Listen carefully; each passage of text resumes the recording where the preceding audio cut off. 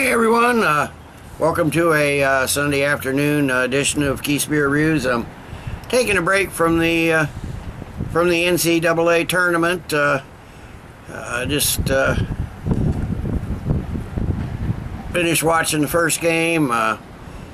Second game's probably cranking up right now, but I'll catch most of it. Today I'm going to do a Goose Island beer. It's one of their special releases. One of the more expensive beers I bought. I'm going to do their Lolita. Now this was all wrapped in white paper up around the... Actually, that was kind of a bitch to get off too, but I already got that off. You'll see what it looks like in the opening credit there. But anyway, it says from the website, it says Lolita is a pink rose-colored Belgian-style ale fermented with wild yeast and aged on raspberries and wine barrels.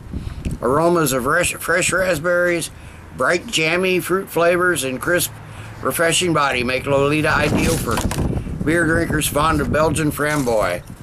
It's a Belgian, it says, and elsewhere it says Belgian-style ale, aged in oak Cabernet Sauvignon barrels. Each barrel receives 50 plus pounds of fresh raspberries. Spontaneous secondary fermentation in the barrels. It says aged 8 months or more, 8.7% ABV, 32 IBUs. Let's get this in the glass. Definitely, I'm not gonna, big bottle, I'm definitely not gonna finish this whole thing today. Nice little hiss, a little bit of smoke.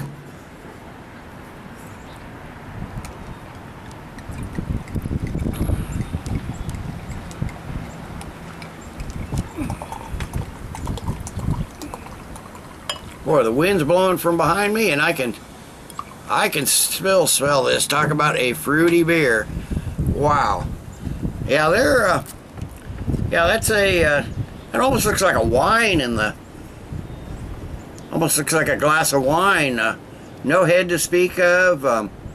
It's a almost red. I'm not sure what you'd call it. A little darker. It's somewhere between orange and red. Really, yeah, it looks like a wine, that's for sure. Maybe there's some dark orange hues in there and some reddishness. It's just a mixture. Color not quite like I've seen before, so let's get a nose on it. Okay, yeah, I'm getting some sweet raspberries, some sour notes. I'm getting a little of that. They must use bread. I'm not sure what they use for wild yeast. Seems like that's what most of them use. We're definitely getting some barnyard funk in there. Some hay-like notes. But a very strong tart raspberry with a sweet kind of earthy berry mixed in with it. Getting a little bit of those Cabernet barrels coming up at the back end. A little mild oak. But the raspberries are the main attraction, that's for sure. So let's get a taste on it.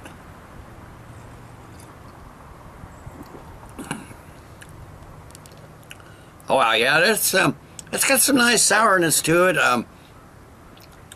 Not really sourness, more than a tartness, I guess. But it's those tart raspberries with just a hint of sweetness.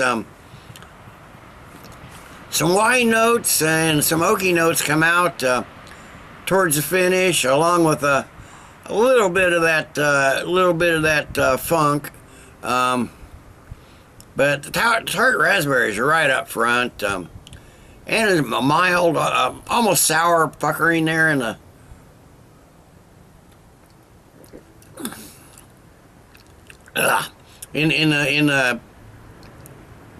in your mouth.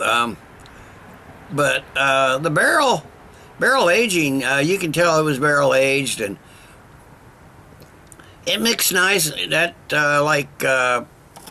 nice oak flavor, and there's even a little bit of some light toffee sweetness in there from some malts. But this is primarily, again, as with the aroma,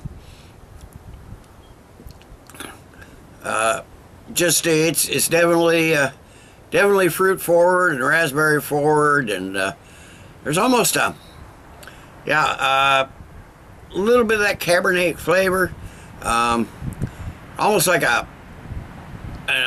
cherry in there too, but like a vinous cherry skin, but nice tart slash sour taste so far. It's got a light to medium body, closer to medium, little thicker body than I expected, but it's smooth and it's crisp and definitely dry. So let me sit. I will sit and sip on this a while, and I'll come back after a while with the final thoughts and grade. Okay, I'm back. It's been half an hour, 45 minutes or so. Not a fast drinker on this one, that's for sure. It's a decent sour. Got lots of raspberry flavor, but that's pretty much it. It's kind of a one note drink for my taste. Really, definitely lacking in complexity. It's got, you got the oak and the cherry and everything, and the wine flavors and the funkiness. They're there, but they're just sort of overwhelmed by that tart raspberry flavor. So it's sort of a, if you like sours, yeah, this is worth a try. It's not the greatest on earth. It's not the worst either, but it's a solid sour beer. It's just nothing stellar or outstanding. The appearance, yeah, lacks a little bit. Nose and flavor are better, but considering the price, if I was after a sour, I think it's like $26-27. So I definitely go for something else first. But that being said, it's still a good beer. So I'm gonna give the Lolita. It's his Belgian-style wild ale. This particular one was bottled on the 17th of June last year. They're Lolita. I'm gonna give it a good solid 8 out of 10. Good but not great. Worth a try if you can find it. I think it comes out every year, so I'm sure somewhere around June they'll be bottling some more. So till next time, everybody, cheers. Let's keep drinking good beers.